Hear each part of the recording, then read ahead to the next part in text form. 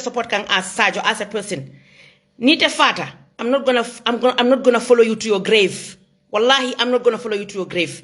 Nse lo no nsita ila bade wato, that is if not I enter a jail, nsita ila bade wato, I will say good things about you. I will take out sadaka on your behalf. I will make du'as on your behalf. But wallahi, once you get into your kabur, al-haku mutakasiru, hatta zultumul makabira. You don't know your Lord until the day you meet your Lord. Until the day you are in the kabur. That's the time you understand ko. Whatever I do, I will be accounted for. Political manke dunia fenda matide. Political, it also entails your overall life. Because political like atina, you decide for your with your government. Itela balunyanga takala nyadile. Katun on all sectors of the government, it involves politics. So yes, banku din kenda yalon puriatara political kono. My brother, I am not talking of NPP. I said I am advising myself as a UDPian and my fellow UDP members. I'm not saying all UDP. I know there are decent UDP members. I know there are very good UDP members. I know that. I know there are UDP members milialonko will need that in nete tara nyinkuswa. Barinko ngana together mo mialonko ngaje UDP member long abe tinyaro kela. Nga stop. Momo mi yalonko ngaji abe video le shiaka mi yalonko is defamation to the other camp. Nga stop. Especially defamation mi yalonko it linked to people's personal life. Ngal manene don't go personal, I beg you. Ngal dani. Alkanata personal amanjarala. If I differ with somebody on issues, yenta personal lifestyle, even though you don't know my personal life, maybe you'll just fabricate. Maybe you just fabricate yata yakije ate dialanye. And maybe not even me yembadi ngota yakije in the name of politics ate dialanye. Woto ngam fan yamar, ngam modol yamar. Mi yalon kontrol bebe particular ne wala mu UDP. Ngal manene. Yem imeta ka mol to tinyale ko. Iko UDP nkol ka nendroleke. Iko UDP nkol wolka deti politics leke. Silang sign iko mo nabe ikafunya dile. Surwa kafunya de sura ni disento sigali haj. Genel ko ni sigari ulus. Nim mo ka fuko all the time itemu mo kurungol itemu nyinati. Ay tandalo ko itaka min fonte mbe proof la rongle. Ngakata nka kuma dimal fo ngakata anything mi yalon ko ngalon ko hani NPP le nyim post pour ka mix up nati within UDP. Ngam fang distant. But need ko NPP le posting ke and at the same time iti tata NPP le o post ay ika o marita fana ika post ita fana la time le do pour to chase clout mon be muna fala andu ita la profile o UDP fenko le bidje UDP logo le bidje in fact yeba aussi no fongoleke mon be muna fala mol ba fala ko nyimu UDP reti and some of them they are UDP wala muto nyata because I go through their profiles alkana pati yo totinya altol say dindingol ndefana mu dindingol ti bala altol say dindingol albe pati tinya kanne de albe pati tinya kanne wallahi albe pati tinya kanne andunte laftale pour ka diamu executive of UDP honorable Alaji S Dabo ndebe danila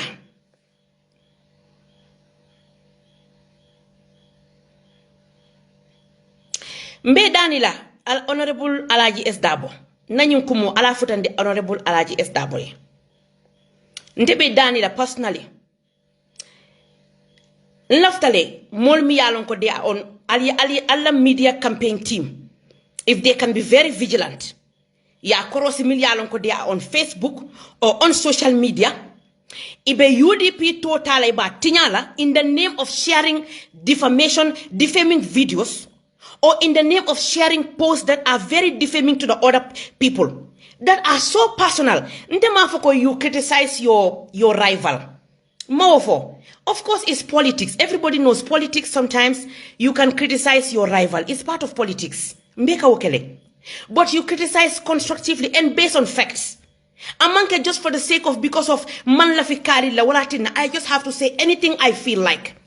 Or I just have to post anything I feel like. Or I just have to create something, especially in this era of AI. I have to use AI to create fake videos in the name of defaming a personality. Ika modo minta ika defame, that person is married. Maybe ke futu ringolong, wala musu futu ringolong. Ibati nyaka. Woman nyinya, al ngenta diam la de Alaji S Dabo Alaji Honorable Alaji S Dabo al ngenta diam la le. It's getting too much on social media. That's why we need a civic education. Because right now, Patio Nyimbe Jaw, we lost some of our members who has parted ways with us in very emotional ways. Amanyina. We felt it. Some of us, we really felt it. Because definitely, this was not what, personally myself, this was not what I foresee. I never foresee this thing coming. Do I want it? No. Am I happy? No. Am I still happy this is happening? No. I really wanted those who departed for us to come back. But unfortunately, things happened. And like I said, they happen behind closed doors that you and I, ordinary members, don't know a lot about. So that is why sometimes we just maintain decorum, because we don't know really what happened behind closed doors. More another reason. And we always have to respect people with their reasons. We have to accord them that respect. Afaya Baraka. Thank you for your time that you spent with us. We do hope our paths will meet again. Or maybe you even make a plea kafoeko. Mbal Daniel jan mala suoleti al murunang. Al murunang jan alla suolong. Al murunang al nga dumbadim bung. Because political honey one vote, it matters. Kafoko ta bye bye. Alta bye bye. Honey bye bye. Ilafta mun na ibuka soto. Wallahi. Nga file ngwe 2021 ayente karandile. Waratin I stopped doing that kind of politics. That was aggression. Even though yes, Lamin Daboti that UDP is okay, I know that. But UDP is gonna be more okay if you get more people. Stop talking like that. UDP is going to be okay if we get more people on board. Ikana kumomele. Wala nkwe kumadima anyinyatale. Kumadima abetiatale. I'll not stop this AI videos in Kamil share. Bepare nimba share can we have UDP logo in our on our profiles. So nide ko moy ko no, it's not UDP, it's NPP. And with a UDP logo wale betela fenkoto. And with UDP program we take wale share. What do you want people to think? Molba folo ko UDP le muite andi mo waleti.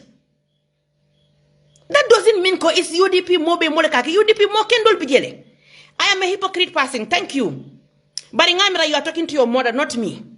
Because I am somebody's mother for you to call me a hypocrite. Guide Ghana. In fact, that is even a fake name.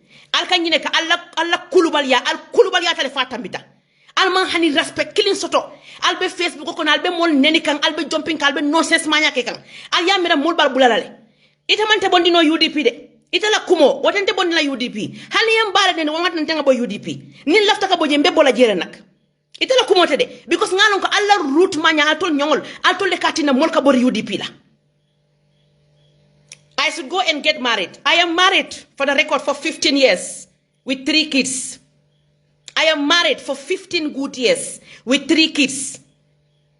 Yes. Ika fontele go and married. Nkanyine for Allah kulubalia. You are so rude, some of you. Al kulubalia tele too much. Ite yamune lonteto. What do you know about me? Yamune lonteto. For ika fonte go and married. I am married for 15 good years, if you don't know. Do you know that? You have no home training. Alingine ka patio to betinya atole patio be to betinya atole atina mobo ka do UDP fongo defend no. Hani bin you ko be UDP fongo defend le sa foi ko. What are you going to sell? How are you going to sell UDP? Because we ran out of ideas. We ran out of ideas. Every day we are on the net looking for ways to bring people back to UDP. Looking for ways to attract people to UDP again. But Allah Kulubalia, you are so rude, some of you. You have no home training. I told you, Miracle, if you are overseas, you are behind a keyboard, you can just insult people anyhow. I told them the whole 30 years, just ask yourself, Pari wal mi yalon ko wolle UDP ya fought. Be fighting ke. Welcome Martin Numbang. For welcome Martin Numbang. Afonye take a Martin meeting afonye ko. Go and marry. I am married for 15 good years. With my children, proud. Let me tell you that. Very proud. If you don't know, very rude. You are very rude. You have so many Facebook account. Why are you creating fake accounts? You are mixing the whole social media. Albe molbe jase kang. Nan parta albe dunk albe UDP profile tara alba kelaje. Albe mol nomala albe nendrol kela. Very wicked people. Very, very arrogant people. Albe UDP tobe tinyala altol. Altol le UDP tobe tinya Facebook okono. Alko mota fola. Alko moli dum alla aggression political ndeko ndakela. Ndakela. Mbe UDP la agenda wafula bari nte dum na aggression to. No, I'm not going to take anybody. This video is not for anybody. I'm sorry. Let me say what I have to say and then I will log off because I need to go to bed. Nimo wetu nya fola le albita kam personal. What do you know about me? Feka fonte ko go and marry. Do you know my personal life? What do you know about me? Tell me. Al kuluba yata bakele very rude people. Very rude. Ali molla patio be tinya alla nyum kuluba yakono. Na partale UDP profile talbe dun kalbe mol nenikam. Albe mol nenikam, albe mol kajafikam. Very arrogant people. Lack of home training. Telling afo. Decide anybody I see on Facebook, me alonko albe UDP logo and then you are following people. You are going to people's profiles and defaming their names. I will block you, even though you are UDP. I will block you. I don't care what names you call me, because if you call me hypocrite, I know I am the last person to be a hypocrite. Kabirin kira tamo ka ikaiko izaja akal munafikun. Woman kenteti. Ntengalonko I'm not a munafikun. I can never be one. Mama kuto fongo soto fang dunte ntete silala mola pour ka tonya foye because ite min kante neni mante long andi bukante balu why you did for ngami support amante balu. It's just because I believe in their principles wala tin nambije baratul le nyim parti wotinya pa bio ba usenu. He tried for this party, he tried for Gambia aliye muneke aliye Allah doko betinya altol mo kurumbaleti nkam fata bakela alkan altol min kake. But Milkal entertain walatina. Those who entertain you guys, they are the problem. If you come across a profile that is having UDP logo and the person is defaming another person, block the person. Don't go there for commenting. Ali pati yo tobe tinya altol numo kurumbal tiwai billahi wal kitabi. Altol kuriata de. Al kuriata bakele. Atol buke mira sayala, al buke mira la suda kaburola, al buke mira fenna, atol ya mira katara Facebook okono, katara ka hide behind fake profile, albe kuriake ka, albe mixing ka, albe kukurumon ka. Atol ya very wicked. Very wicked people. Alko mota fola. You just tarnish the good image of the party.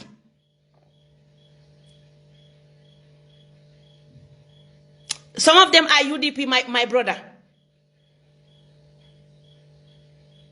Some of them are UDP. I saw them. No, I'm not irritated. I'm just pissed with some of them, the rudeness that they project on people. You don't even know people. You start talking about their personal life. Exactly why I came online. I came online to give civic education to people who don't know how to do a proper conversation. People who don't even know how to converse on social media. They think it's all about being rude to people. People that you have no idea about. People, they don't even know who you are. But they will just be on the internet lying to their teeth, defaming to their teeth. And you want me to be part of that bandwagon? I'm not going to do it. You can call me any name. I really don't care. Because I don't come to your house to eat.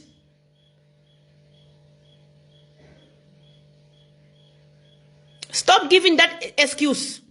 Stop giving that excuse. Some of them are. Some of them are.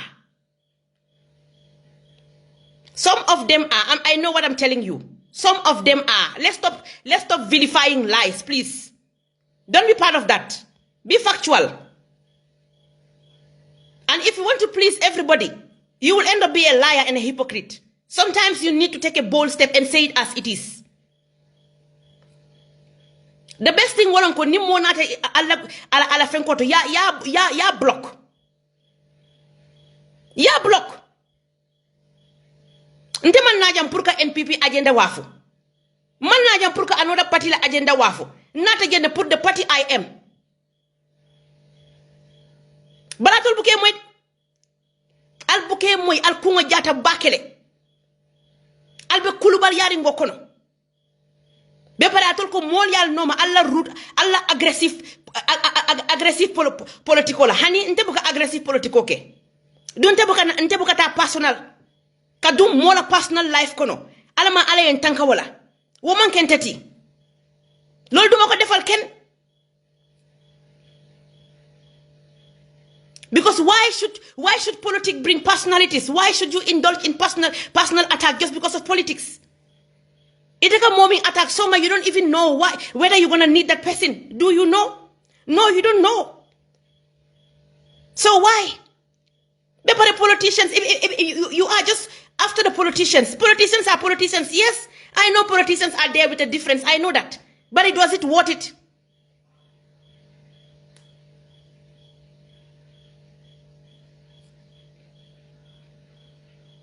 Adama Barrow Hainanti today, I want to get $10 million in cash. I want to bond ya samba jamengoto. $10 million a president. Why couldn't he even transfer it via EFT? And then that $10 million Ibu Taliba invest on inauguration of a mosque or masjid, whatever we call it. And then we have our dilapidated hospitals back there in the Gambia, where Mialonko, even a proper medication is a problem. I think these are things that we need to focus on. These are the things we need to focus on. Hani bor kendo fongo tije. Hani bor kendo fongo tije. We should today Facebook or Nyantatara left, right, and center to talk about the government, to talk about how they are using our funds.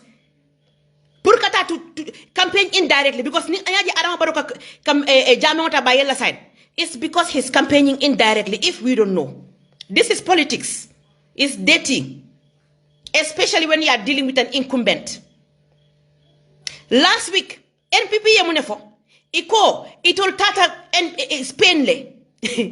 And Spain of all countries. Alimbara milbe Spain. Mafoko milbe Spain, but in molbe yalonko, according to consensus, or when you check in their GDP or whatever you check, Spain te banko ti mi yalonko, kodi jama bijeko. Wala ala kodo fongo isa soto know that much. But Adama Barrow NPP went to Spain. I don't know how many of them claiming to raise $24 million. Who in their right senses will believe that? These are the things we need to talk about. But Mbukake, we are on the internet every day bashing this and that, creating AI, lying upon lying, defaming people's personalities, doing personal attack. Nte mo ninge tata fongeje ika personal attack in the name of politics. Ila kuobeleka jimma. Because I believe ko personal attack should be the last resort. Puriyoke just because of politics. Nte. Politiko manjar niente wala den. Tete wakela moede. Ha. Kadung internet okono. Kamola personal life da ka obondi yilim bandang. Because of politics. Honey. Because yalon tenga muna kalang saka Gambian politiko kono. Your enemy yesterday could be your friend today. Your friend today can be your enemy tomorrow. In politics, I mean. So I am not going to do that for anybody in this world. Yes. Gambian politico, your enemy yesterday could be your friend today.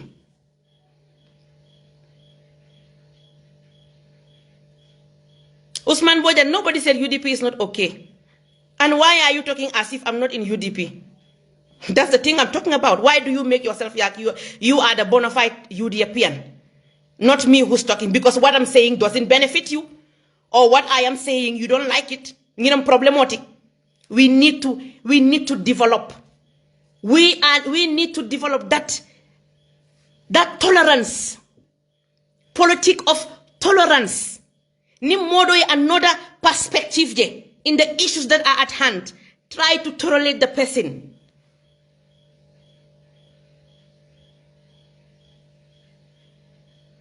But don't come and be personally attacking the person. Alko mota fola. Nte ba fola de. You can name me anything. I'm ready to take anything. Mankea. Barialo Martin, you are more UDP than myself. You are not more UDP than myself, but I will tell the truth. I'm not going to be part of this kind of politics. Albe mol tala, albe mol nataro werla.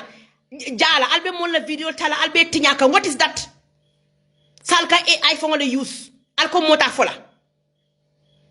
Yo, we have to be okay with that.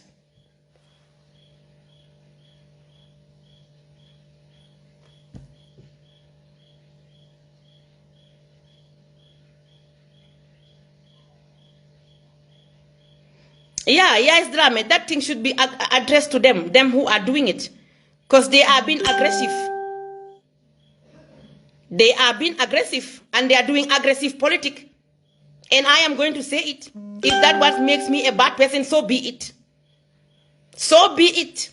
Now for this year and next year, we are going to do politics with a difference. Political miyalonko with decency. Oh yes, UDP, it stands for decency, right? We are going to do politics with decency. No more politics with deception. No more politics with aggression. No more politics with defamation. I say a big no to it.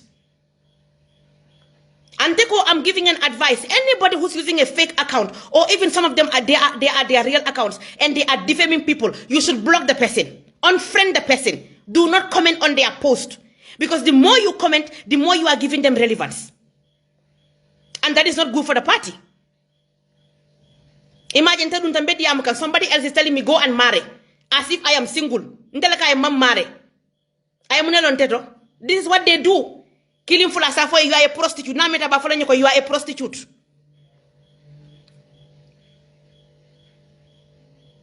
This is all we know. Some of you nalbe keyboard or coma. Alka kulubali asifa munke. It's just terrible. But UDP executive ntebal dan la alnyanta wulla sign. This is getting out of hand on Facebook. It's getting out of hand. Moral people, they are just uncontrollable here. But because we give them relevance, that's why they continue to do whatever they are doing. You see some comments that are very hurtful. Some comments they are just, you can't understand fam. Comments they are really uncalled for.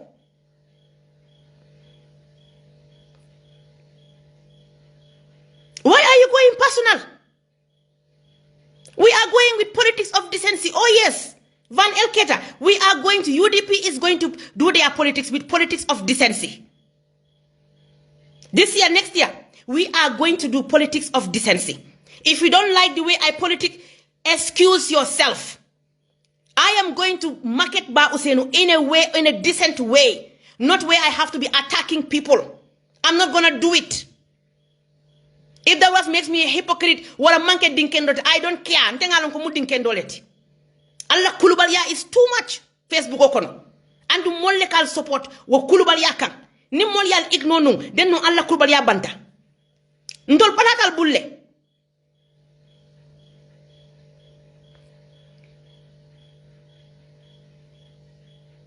Mamoudou Diallo, I cannot be your mom. I cannot be your mom. Perhaps maybe the looks or whatever, but I cannot be your mom. I can be a sister. I'm not as old as you think I am. Anyway, thank you. Fake account together. Fake account together. Some of them are real accounts. What in the Gambia, we need civic education. Gambia non tol kata nyame tol la conversation abuka civilized de. Mjama ben kono. Mbe Facebook ko non tol fongo malo munon ko converse ntol ngamire ko ni mobe parti doto rek nyantaka fen ko leke ka fanya dile enmity yeke mola jawati fay e camera ko ni dum ta Facebook ko ni won nataloje kam fala kala fleke fa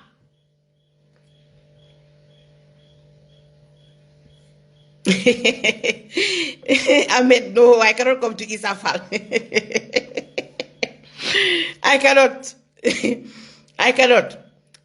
Some of us don't have Facebook. danga wara bañ niki comme ñente ka balangala foy kayta ndal ko ndeman la fila because man tara UDP ngo tara korda kilinne ite tara UDP ido ko tara NPP do tara parti doto fo ka tinala aliye bala ñola ba albuka bala ñola alka hani bi al dentale because al denta e ka fanya dile al denta bakilin fakilin munatin na alka nyomuda because al yalon ko yelolon woto why wo yelo sifa wo killing onatara ko itini modenta alka nyomuta why nini mo fana mandeng why can't you be tolerant? This is what I'm trying to advocate for. Be tolerant. Ajibe, start it now every day. UDP la quota on Facebook. If you are smart enough to know about agendas, write it. If you can organize something like you create something like a PowerPoint, which I'm working on, do it. Do slides. Africa in 1996, UDP was formed. It was formed on this and that. These are our elders that formed the UDP. This is what they strive on. This is their motto. You do that. Exactly, Hagi Sawane does that. You are right, Humble Jame. Hagi Sawane does that. Ineta Hagi Sawane jela on Facebook. Abe mola fenke post kang, which is mialonko is defamation. Anaminake.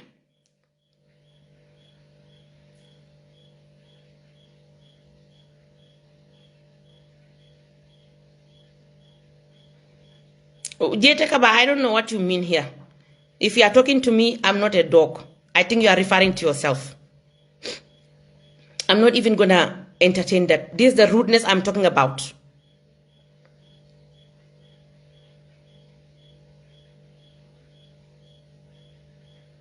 Almon Facebook, I'll come on for Facebook. Tinyaro rek. I'll bet